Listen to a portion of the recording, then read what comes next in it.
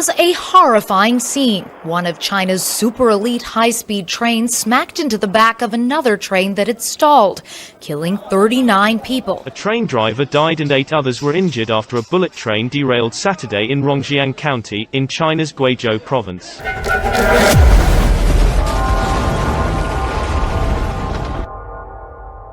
China's high-speed rail network is incredible, connecting large cities at speeds of up to 350 kilometers per hour. But what you're about to discover is truly jaw-dropping. Behind the sleek facade lies a crisis so troubling, officials are desperately trying to hide it. In 2007, China has only one high-speed train line capable of reaching speeds of 155 miles per hour. However, only 15 years later, China has the most large high-speed rail network and has already exceeded 23,000 miles. To obtain an idea, the second most large high-speed rail network is Spain, with approximately 2,500 miles, and Japan, with 1,800 miles. And it all began in the early 1980s, under the control of Deng Xiaoping, who became China's leader for nearly 2 decades following a visit to Japan in 1978. From this, Deng Xiaoping became impressed by the world's first bullet train. The concept of manufacturing high-speed trains was born, but China needed to first purchase advanced foreign technology from France, Germany, and Japan. Following the 2008 financial crisis, the development of the bullet train network intensified. Years later, it would grow to be an image of China's thriving prosperity.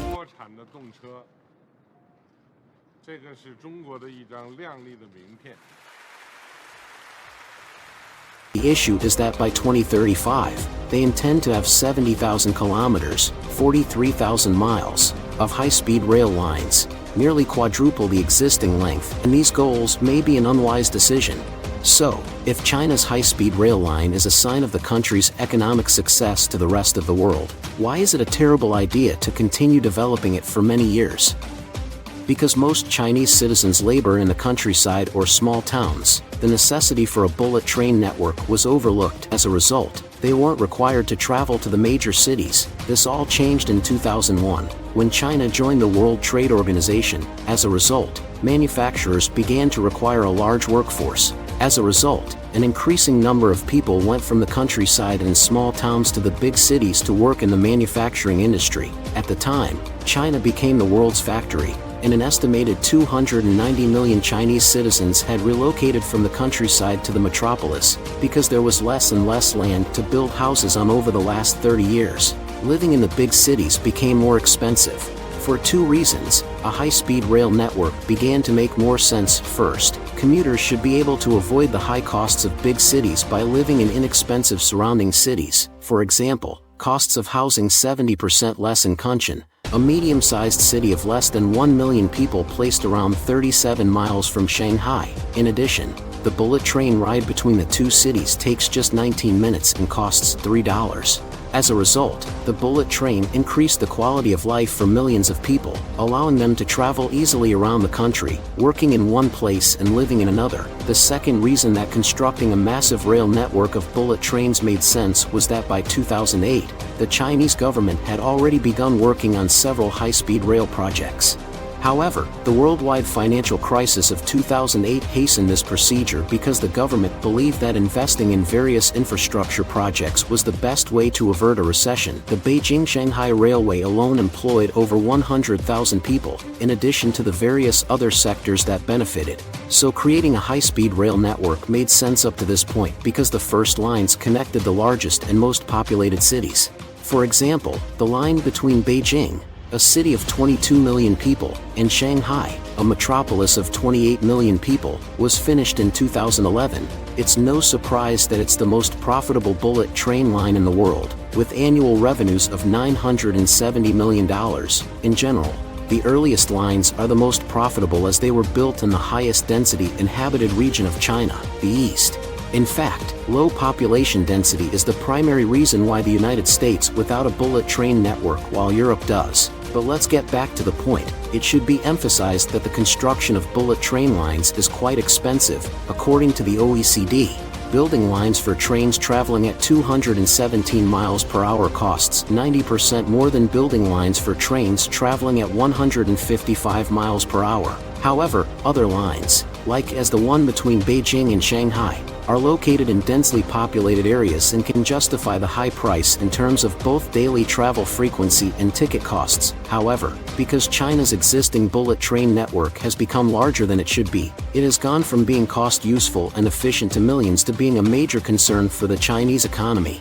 When China began the second phase of rail building in 2014, most of the profitable routes between large cities had already been built. This meant that new lines built inland or linking much smaller cities would not require as many trains and hence would not generate as much cash from ticket sales. Despite this, the government pushed these projects as it wanted the country to keep growing economically, even if the lines were not lucrative. This is due in part to the desire of both local and national politicians to leave a legacy through infrastructure initiatives, and bullet trains are incredibly visually appealing, often attracting the attention of the international community. The high-speed rail network is now a source of pride for the country. However, it is prohibitively expensive and not economically viable in all places. The line connecting Rummy and Landorf, for example, has a capacity of 160 round journeys each year but only makes 4 in 2019, according to a World Bank analysis. Just 5 of the 15 quickest lines pay their operating and capital expenditures. Building lines for traditional, non-high-speed trains is substantially less expensive. Furthermore, they have the ability to move goods. However, as previously stated, bullet trains are more visually appealing, and as expected, installing bullet trains in 2 small and low-income towns caused China's state-owned railway firm to incur 2 large debts because many lines are not viable. In 2022, this single corporation alone owed approximately $900 billion. This amounts to 6% of China's GDP. In comparison, one Chinese state-owned corporation alone owes more than the value of Swiss goods and services produced in a whole year. Let us recall that the Chinese real estate crisis of 2021 was precipitated by the company's inability to fulfill its $300 billion loan. And in this situation, we're talking about a $900 billion debt with the Chinese Railway Corporation. That's 3 times Evergrande has ever done. In absolute and relative standards, this is a very large debt.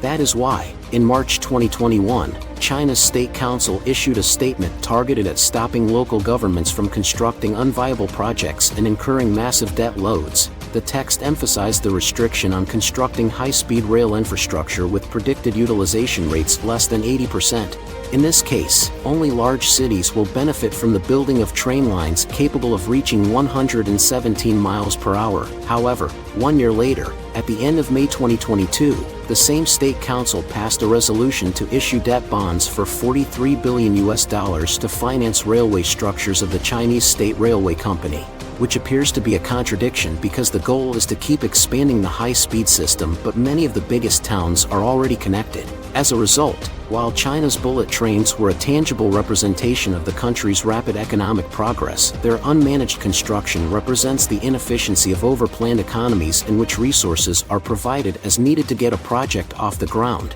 However, because they are not counterbalanced by the free market or political opposition, they are sometimes underutilized or superfluous. Thank you for watching, and I'll see you in the future video.